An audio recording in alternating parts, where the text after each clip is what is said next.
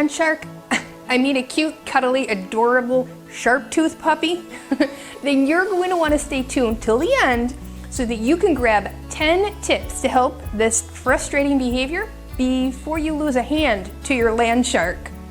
Before we begin, for the best puppy training tips and tricks, subscribe to the channel and be sure to hit the bell to stay notified when I post new content each week. Don't forget to check us out on our other social networks too. You can grab the link in the description below. Michelle here with How to Train a Dream Dog, the creator of 30 Days to Puppy Perfection, the online puppy training program where you can train your puppy from the comfort of home.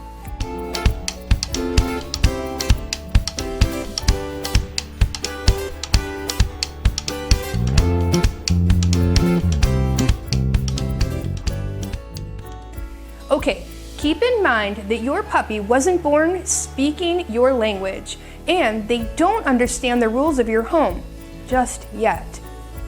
All these things have to be taught to your puppy. This is why saying things like no bite or stop biting really isn't going to work. The more consistent you are with what I'm about to teach you, the faster you can stop your puppy from biting you, others, or your belongings. But even more importantly, we also need to teach your puppy that if they do bite, they can't chomp down till it hurts us. Just note that even though you're going to be equipped with all these really great tips, none of them will stop your puppy from biting in one day.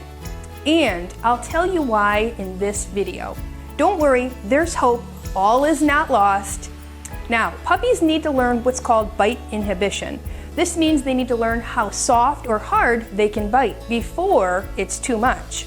If your puppy grabs your hand by mistake, we don't want them to continue to chomp down.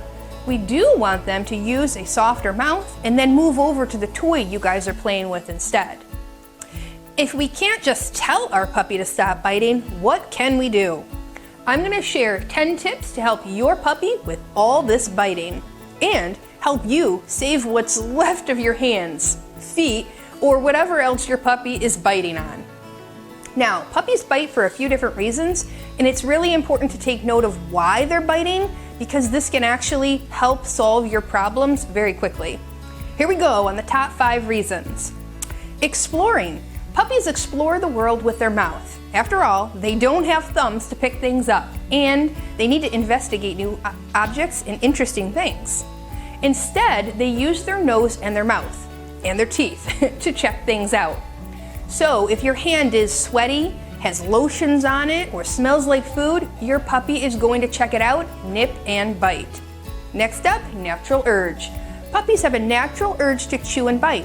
If you don't give them the right things to chew on, they're going to chew on you and your furniture. This is why it's so important to have just the right toys on hand when you have a puppy. You can check out this video all about the best puppy toys to keep them busy and not attack your arms and legs. Here's another one, teething. Puppies who are teething, usually between 3 and 6 months, will want to chew and bite even more. Because they have sore gums and their adult teeth are trying to pop through the gums and push those baby teeth out of the way. You're going to want to help them soothe those sore gums by providing not only good toys to chew on, but frozen-filled Kongs. Now, you can check out this video to see what other healthy options you can stuff in your Kong to keep them busy and aid those sore gums. Next on the list, movement. Puppies are naturally drawn to movement, which is why when you attempt to pet them, they nip at your hands, or when you're walking by, they bite at the back of your pant leg or ankles. Hang tight, I'm going to get to those remedies in just a moment, I promise. Okay, so remember, keep these things in mind when you're walking through the house or you have a kid or a cat that kind of runs through the house all excitedly. Your pup is naturally drawn to those movements. All right, last on the list of reasons why puppies bite, I mentioned it a moment ago, bite inhibition. Puppies usually learn how soft or hard they can bite inhibition, from their litter mates or mother during play interactions. When they bite on you, they're also learning how soft or hard to bite and what's acceptable. Okay, on to the juicy stuff, the solutions to all the biting. Number 1, always have the right toys for your puppy to chew on. Nylabones, antlers. deer, moose, or elk, marrow bones like beef bones, or Kongs filled with frozen mixtures are all great toys to have on hand for a biting and teething puppy. Don't waste money on the stuffed toys that can easily be chewed apart and ingested. Those kinds of toys can be very dangerous. Puppies tear them apart and swallow the stuffing or the squeakers, and it causes a blockage that needs to be surgically removed. Number 2, puppies are drawn to movement. So if you reach to pet them, or go to grab one of their top toys, or try to walk away and your puppy nips and bites at you, the best thing to do is always have a toy in your hand when you approach your puppy or when your puppy comes near you. Be prepared. Don't walk around without something immediately to shove in your puppy's mouth. Immediately insert the toy in their mouth or at least show it to them in front of them. Don't approach a land shark without a toy in your hand. You will repeat this many, many, many. Did I mention many times? Number 3, yelping ouch or saying does work, but there's a right and a wrong way to do this. It has to be strong enough that your puppy takes it seriously. So if you're gonna sound all sing-songy, like when you say ouch, then it's not gonna carry much meaning. It has to be as if your arm is being chewed off by a shark, minus the theatrics. And even if it wasn't, you should always be consistent and make the same noises regardless of the intensity. Remember, we're trying to teach our puppy what to do and what not to do. But the key is rewarding your pup when they've stopped. This is how they learn to bite less or with less force.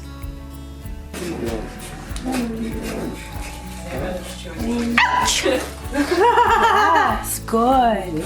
Yes. Now, if you've done this several times and you don't seem to be getting through to that shark brain, I mean puppy noggin, it's time to immediately end your interaction with your pup. Don't overuse your yelp. It soon won't mean anything. It also may be time to evaluate if your pup needs a nap due to overstimulation or all that play that they had. And maybe they need to go get rid of some of that pent-up energy and go for a walk, or go get the zoomies out in the backyard. When dogs have tons of pent-up energy, they get really bitey. Number 4, encourage forms of play that do not include touching your puppy, such as fetch or gentle games of tug. Don't play tug rigorously, as your puppy can lose their puppy teeth prematurely. When you play tug with a young puppy under 6 months, we tend to play much more gentle. It's as if we're just the toy holder that gently moves. You're applying movement and slight resistance, not a fast jerking motion, so avoid whipping them around the room. Number 5, rotate the toys every couple of days. Switch out the toys so they seem new and interesting. Keeping all the toys out will lead to your puppy becoming bored with them easily.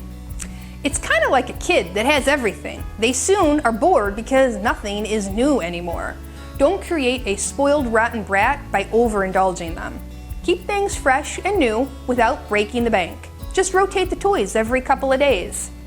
Number 6, supervise your puppy, especially if they're biting and chewing. Most puppies can't be trusted to be alone until they're about 7 months, maybe even older. If you have to leave your pup for even a split second to get the mail, make dinner, switch over the laundry, then it's time to put them in their crate. Crates are great to keep them safe when you can't keep both eyes on them 100% of the time. It only takes a moment for your pup to chew pretty much anything, including electrical cords, and to get electrocuted. We don't want that to happen. It only takes a second for your pup to start nibbling and biting on the leg of the chair, and then it becomes irresistible to your pup, and they can't stop themselves.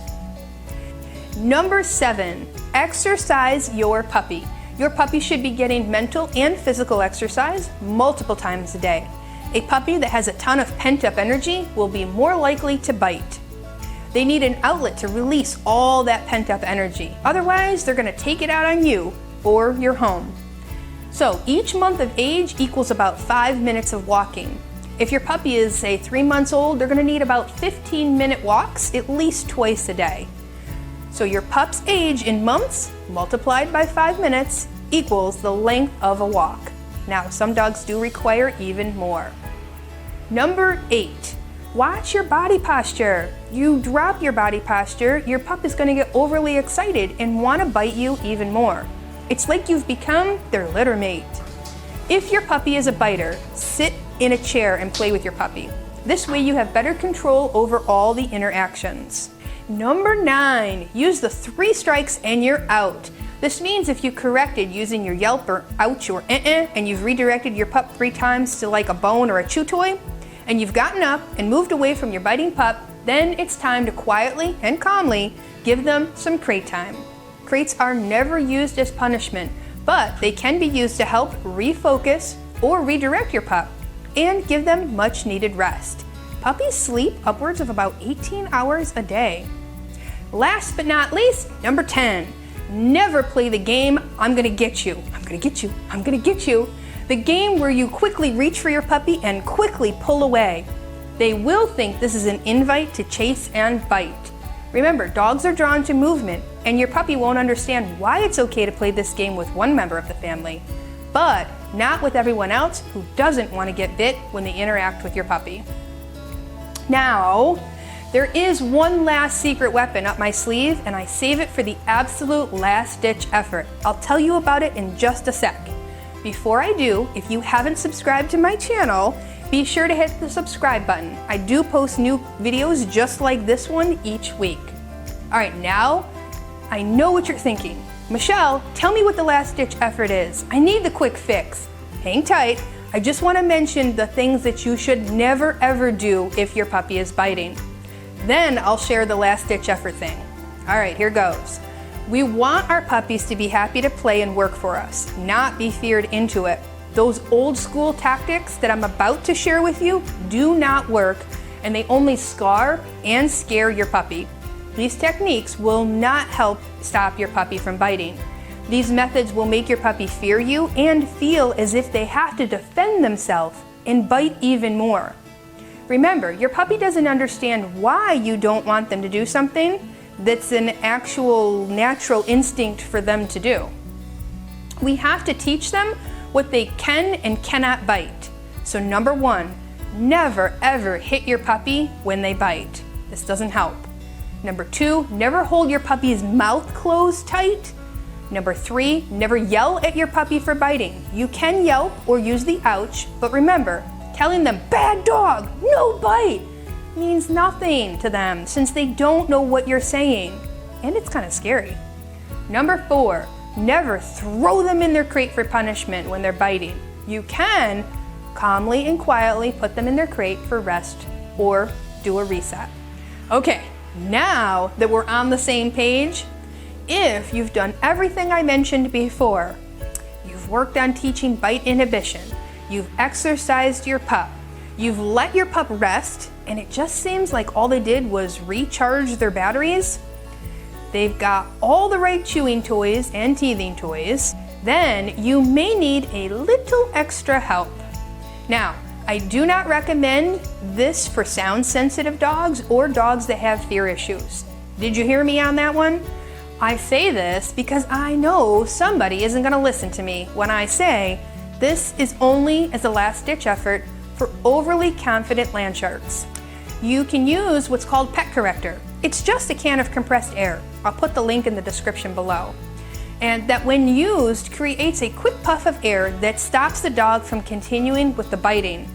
The weird sound is enough to deter most pups from wanting to do that behavior more than a couple of times. If you use this method, just know it should be used with caution, as it can startle some dogs negatively, and always, always redirect to a chew toy afterwards. Whenever you correct your dog, never leave them hanging. Always teach them an alternate behavior or what you'd like them to do instead. You will find that you correct and redirect your dog many, many times per day. Did I mention many? Yes, that is definitely not an understatement. I really do mean many. Now that you have the lowdown on the best way to stop your puppy's biting fast, I want you to remain calm and consistent the next time your puppy bites. Grab a few toys that will last a while and switch them out every couple of days.